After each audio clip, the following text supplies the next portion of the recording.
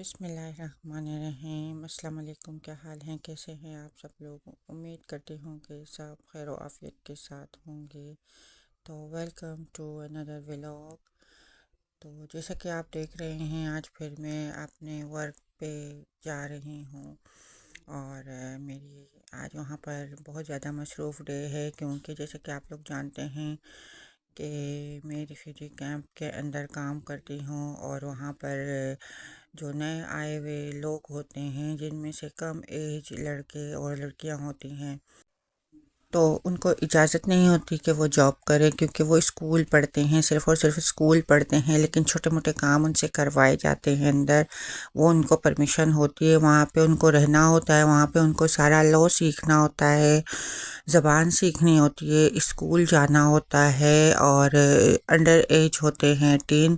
तो फिर जो है ना, वो क्या करते हैं वहाँ पर, जब वो इस काबिल होने लगते हैं कि जैसे 18 साल बाद फिर वो उनको घरों में शिफ्ट कर दिया जाता है, तो उनको घर दे दिए जाते हैं, उनका ख़र्चा और सब कुछ। और कैंप के अंदर जब तक वो होते हैं तो उनको अपनी कुकिंग, एक नीचे बहुत बड़ा किचन होता है, इसके सामने मेरी शॉप होती है, तो वहाँ उनको अपनी कुकिंग खुद करनी होती है। तो क्योंकि नए आए हुए लोग होते हैं, लड़के लड़कियाँ जो कम एज के भी होते हैं और स्कूल वगैरह भी जाते हैं, तो घरों से निकले हुए होते हैं और कैंपों में रहे होते हैं, तो कैंपों में तो अलाउ नहीं होता। ये एक ऐसा होटल है जहाँ पे इनको अलाउ होता है कि ये अपना खाना खुद बनाएं, इनको पैसे दिए जाते हैं। पर अफसोस ये है कि इनको ज़्यादातर खाना बनाना नहीं आता है, बस जैसे तैसे बेचारे खा रहे होते हैं। तो मेरे ज़िम्मे ये काम भी है कि मैं इनको कुकिंग क्लासेस देती हूँ, क्योंकि एज़ अ पाकिस्तानी मुझे बहुत सारे लैंग्वेजेस आते हैं और यहाँ पे हर तरह के लोग भी आते हैं। तो जैसे जैसे कि मैं आप लोगों को बता रही हूँ, यहाँ के ज़्यादातर अफ़गान लोग आते हैं, अरब आते हैं।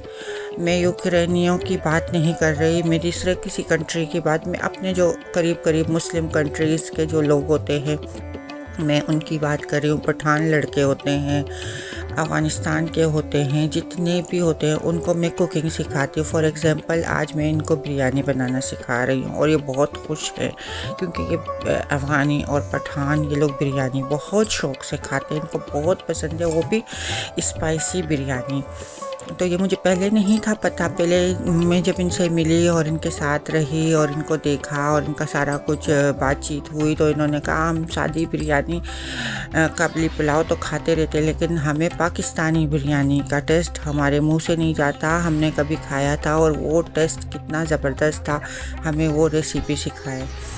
तो आज तो मैं इनको वेजिटेबल के साथ सिखा रही हूँ, क्योंकि इनका फर्स्ट डे है और ये पता नहीं कैसे ठीक कर पाते हैं कि नहीं। देखो काफ़ी कम एज हैं, इतनी ज़्यादा इनकी एज नहीं है, होंगे कोई 16-17 के। तो ये वेजिटेबल की बिरयानी मैं इनको सिखा रही हूँ, ताकि एक दो दफ़ा अगर ख़राब भी हो जाए तो फिर ये इतने एक्सपर्ट हो गए। इन्होंने काफ़ी दफ़ा इसके बाद भी बनाई और फिर इतनी अच्छी बनाने लगे कि मुझसे बहुत अच्छी बनाने लगे। तो ये सारे बड़े ही खुश थे। इनसे कटिंग करवाई, इनको पूरा मैंने ए टू जेड एक एक चीज़ मैंने इनको समझाई। ये इनका पूरा देख रहे हैं, ये सारे के सारे पठान, कोई पश्तो लैंग्वेज बोलता है, कोई फ़ारसी लैंग्वेज बोलता है। ऑफ़ कोर्स मैं फ़ारसी भी समझती हूँ और बोल भी लेती हूँ।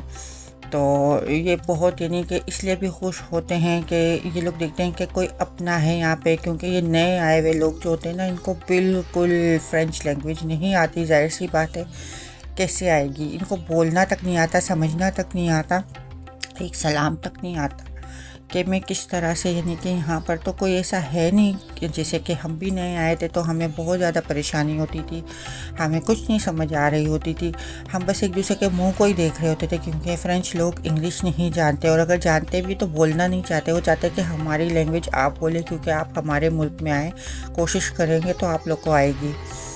तो बहरहाल मैं यहाँ पर इनके साथ ज़्यादातर उनके नज़रों के सामने फ़्रेंच बात करती हूँ, ताकि इनको फ़्रेंच आ जाए।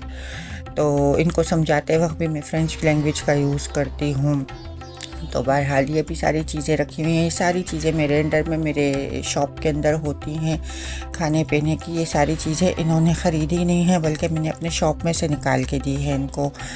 राइस निकाल के दिए हैं, वेजिटेबल्स निकाल के दिए हैं, मसाला जात निकाल के दिए, हर एक चीज़ मैंने निकाल के दी है और इसका कोई इशू नहीं है। तो मैंने फिर ये कहा है क्योंकि यहाँ पर एक्टिविटीज़ इस तरह की चलती है, जो एक्टिविटीज़ चलती है उसका सारा ख़र्चा कैंप वालों पर होता है, यहाँ के जो रिस्पॉन्सिबल हैं उनके ऊपर होता है। बाकी ये है कि देखें कटिंग वटिंग सब कुछ बहुत अच्छे से ये लोग कर रहे हैं क्योंकि सीख रहे हैं, और कुछ एक आध में थोड़ी बड़ी एज का भी है और बाकी जो है ना ज़्यादातर छोटे एज के जो सीखते हैं। तो ये मदद वग़ैरह मैं करती रहती हूँ, मुझे अच्छा भी लगता है ये सब कुछ करना कि किसी की मदद हो जाए, किसी को कोई मुश्किल में हो तो उस बंदे को बंदा मुश्किल से निकाले, ये भी सदका जारिया है। तो यहाँ पर क्योंकि आप जानते हैं कि मैं अक्सर बोलती रहती हूँ कि स्विस एक वेरी वेरी एक्सपेंसिव कंट्री, तो यहाँ पर बहुत बहुत महंगाई है। अगर ये बंदे जब तक कैंप में हैं तो इनको ये लोग ट्रांसलेटर देते थे स्टार्टिंग में, फिर बाद में इसलिए ट्रांसलेटर देना कम कर दिया ताकि ये अपनी ज़बान सीखे और ख़ुद बोलना, अपने अंदर कॉन्फिडेंस सब कुछ इनके अंदर आए।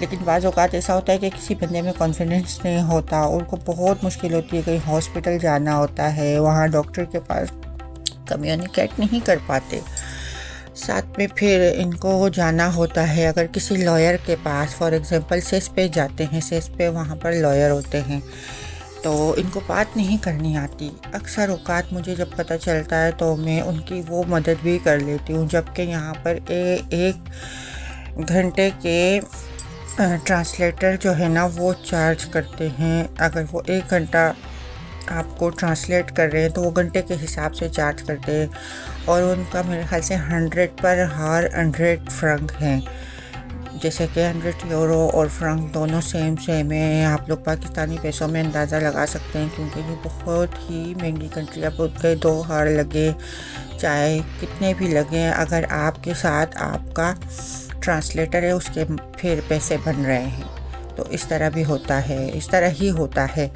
तो बहरहाल अगर किसी की फ्री मदद की जाए तो ये भी सदका जारिया है, क्योंकि नए आए वाले जो लोग हैं उन बेचारों को ना कुछ पता होता है, परेशानियों में आए हुए होते हैं। और जो ये है ये रिफ्यूजीज़ है, रिफ्यूजी की तकलीफ़ एक रिफ्यूजी ही समझ सकता है, और जिस तरह के हम रिफ्यूजी हैं हम भी इसी तरह से आए हैं, हम अपनी तकलीफ़ों को समझ सकते हैं, तो ज़ाहिर है हमें इनकी तकलीफ़ों को भी समझना चाहिए।